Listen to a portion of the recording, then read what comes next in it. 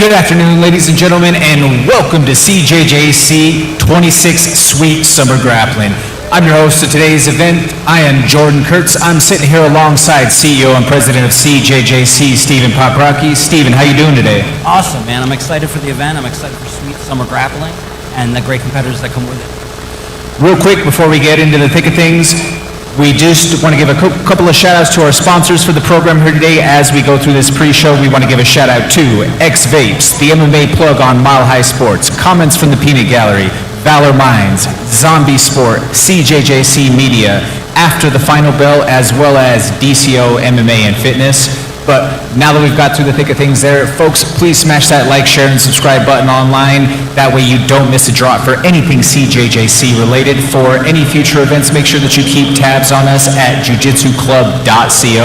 Stephen, we have 17 matches on the card today. It's been a tremendous build-up. We've had a couple of smashing successes with the Grapple Games installments. Just give us our thoughts as we're coming off of the heels of a couple of those smaller events now that we head into our signature pro show to cap off the summer here.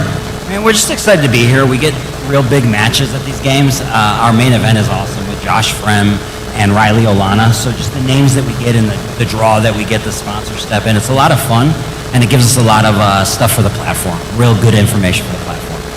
Absolutely, and you hit on it right there, so we might as well dive right into things.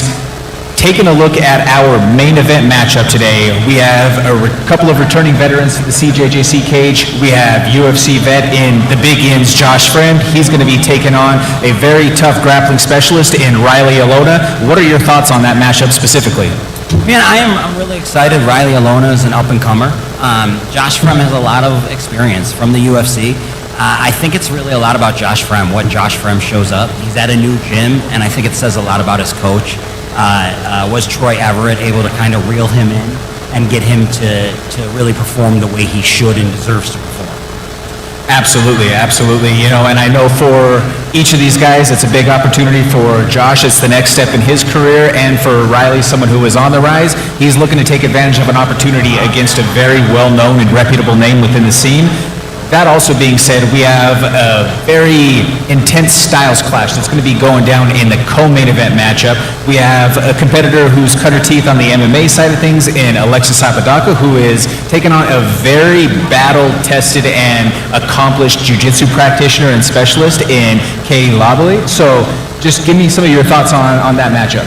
I'm super excited about this matchup. Kind of selfishly, it's nice to have females in the co-main event. I'm very excited to really see Katie roll. Alex comes from a good camp locally. She's with Valor, who's excellent at jiu-jitsu. But Katie has a lot of travel time and a lot of experience under her belt. I'm just excited to see the fast pace she brings and really what happens with the MMA athlete versus the jiu-jitsu specific athlete. And that's one thing that I always find to be an interesting element or a variable when it comes to these CJJC matches, as opposed to maybe just a straight pro grappling match, in that you have to deal with the wall. You have to deal with the cage. That's something that is a complete different art within itself. You know, the wall wrestling, the get-ups, all of that, the maneuvering within space, so on and so forth. There's so many different little facets of the game that get introduced once you have the cage in the mix.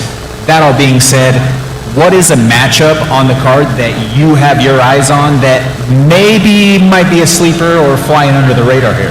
I would say the first match on the main card, Robert Taylor and Anthony Bendy, both are CJJC veterans. Both have kind of fixed. They came off some losses and then were able to fix it and get back into the win column.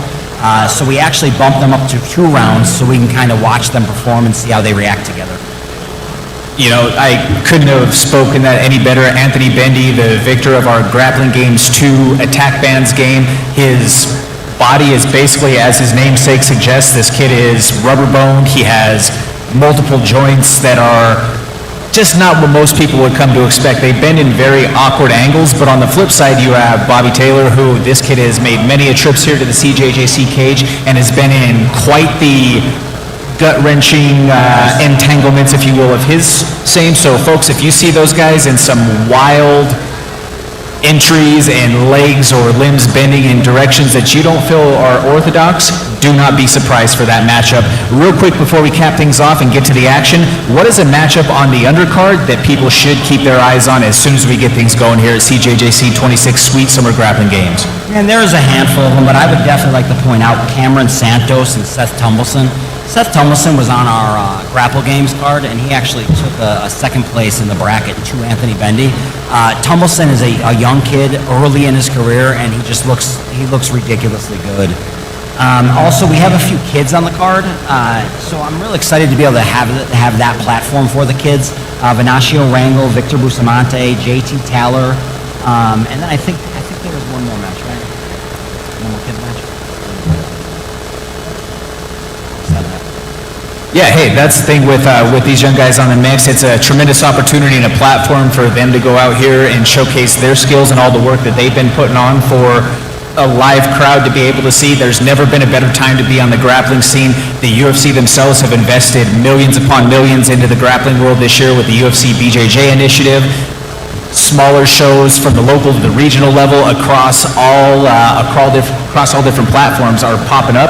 Like I say, it's never been a better time, and we are happy to be able to provide the proving grounds for some of these young guys to cut their teeth, to be able to grow en route to whatever it is that they choose to become as a combat sports athlete.